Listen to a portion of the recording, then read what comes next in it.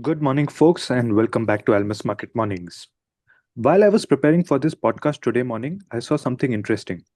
Two types of headlines by leading news organizations, one stating US inflation is higher due to tariffs, which it is compared to the previous print, and one stating US inflation is lower than consensus despite the tariff impact. Now, from my understanding of the statements by various Fed members during the past 2 weeks, I believe there are two camps within the Fed as well. The ones who are cautious, worrying about the pass through effects of tariffs on consumer prices, and the ones who feel ready for rate cuts. Let us try to decode all of this. JK, good morning. What is your reading of the US inflation print yesterday? You're right. The picture is somewhat mixed on the inflation. Core inflation was, in fact, headline and core both came higher than last month, as you said. But the core was lower than expectation. So the price pressures was not as high as it was expected by the market. That was some relief for the market, no doubt. However, it is very clear that tariffs are having some impact on the prices. It's just the beginning because, as we have been saying, a lot of sales in the recent months would have been out of the accumulated inventories, and front loading of inventories was also seen ahead of the tariff imposition. So now the question is, in the coming months, possibly the inflation may not be as benign as we have seen. That's the fear that Powell and many other members are still carrying. And I think without that evidence, one cannot have a relaxed view on the monetary policy. However much the politicians want the rates to be cut. Yesterday also there was a salvo from Trump calling for a rate cut. But I think one needs to be cautious on this. Particularly in the context of the fiscal fiscal picture, which is getting worse everywhere. One cannot ignore the inflationary impact and cut rates in a hurry. So I'm not in the camp of liberal dovish members, and I would fully agree with Powell to be on the wait and watch. We will have more evidence. PPI today and core PC numbers in a couple of weeks later. We have to see, and also the coming months numbers. I think September cut is not a given, although market is now discounting it. Now, if at all it has to come, it has to come through a bigger slump in the employment picture, and that is something that we will come to know after this month when the next non-farm payroll report is published. But interesting things are happening elsewhere. In fact, while we are into summer period, it seems to be a cold winter for the bond traders. Because yesterday we had seen selling all across the markets in the bonds. Japanese 30-year bond hit a new multi-year high, although it slightly moderated later with the BOJ getting into some action. Then after the CPI number, US bonds also saw the treasury yields rally. 30-year, in fact, closed at 5.01. It's a key level is 5%. Of course, previous high was 5.03. A clear break of 5.05 can give more jitters to the bond market.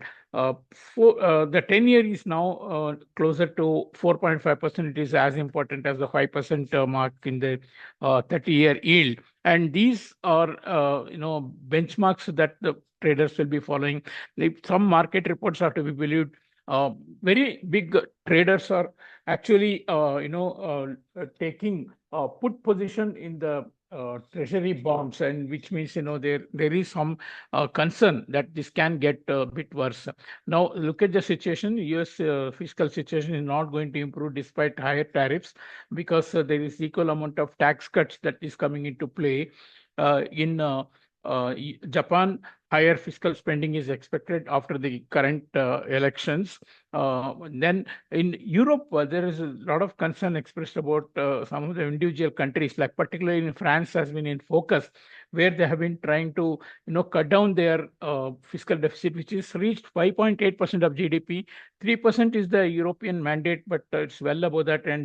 But there is opposition from the left-wing parties to the proposals, and they are looking to even topple the government if they go ahead with those spending cuts. So these are not good. Looking good for the bond market. So I think this is the reason why there has been some buying of a US dollar on a safe haven basis. In fact, dollar rallied all across the board yesterday, including the EM currencies.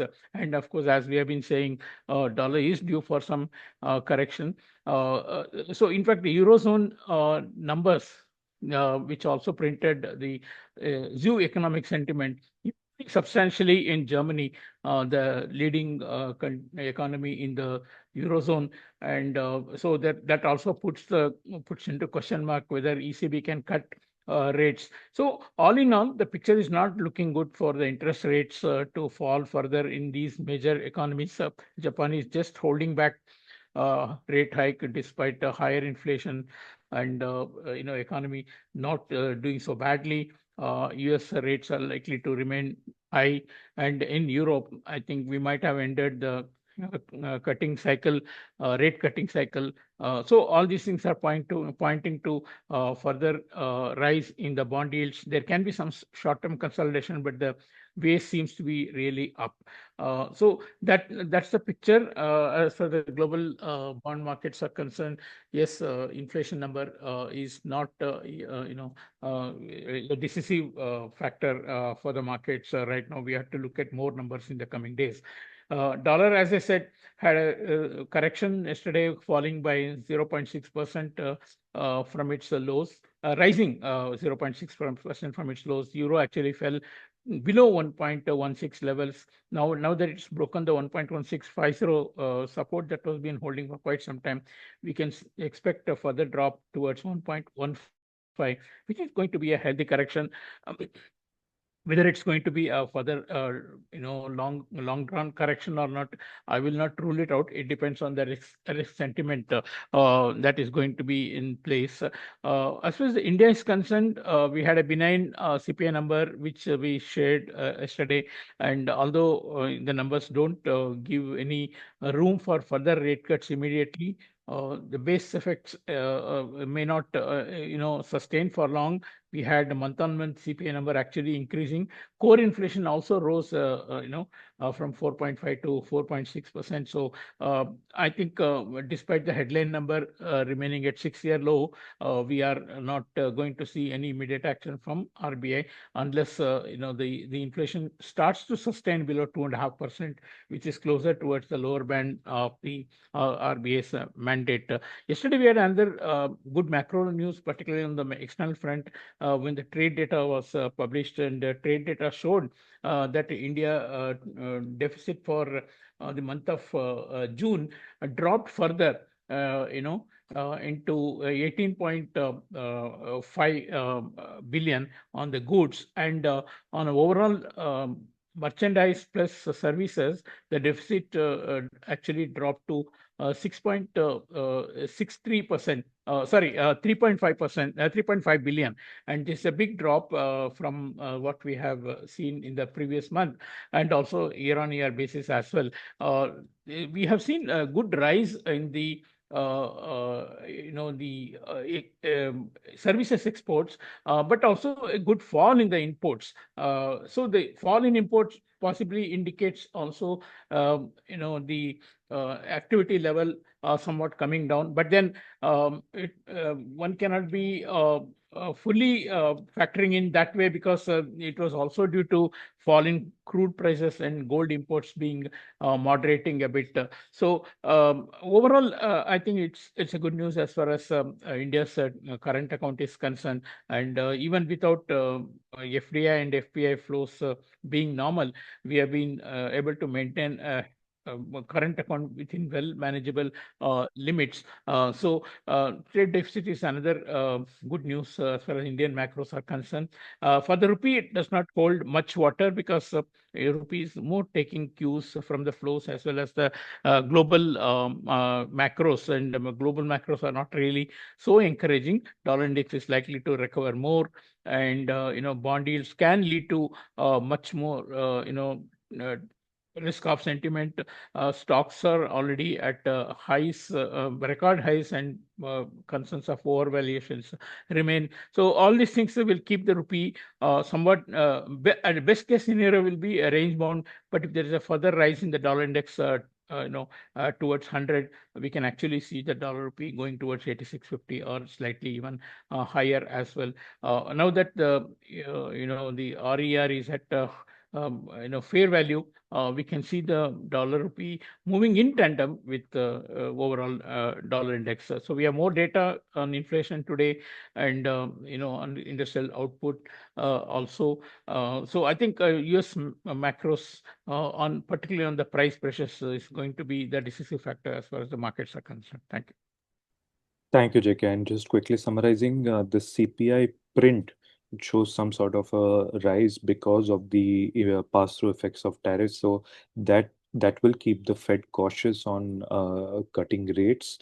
And today we have the PPI data from the US, which will give us further clues. But overall, it seems because it's just been a few months since tariffs have been imposed, that pass-through will be limited as of now because people will have inventory, and as that inventory dwindles down, the true impact of the tariffs will be seen.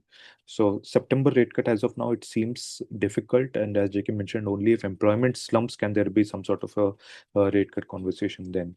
Bond markets, they continue to be in limelight. US bond yields rallied, 30-year closed above 5%, 10-year close to 4.5%. All these are crucial levels. If it breaks, then we can see a further up move. And this rally isn't limited to the US, but we are seeing it in all DM market yields, whether it is Japan, EU, or the UK. Dollar has been bought yesterday across the board, and euro is at 1.16 levels.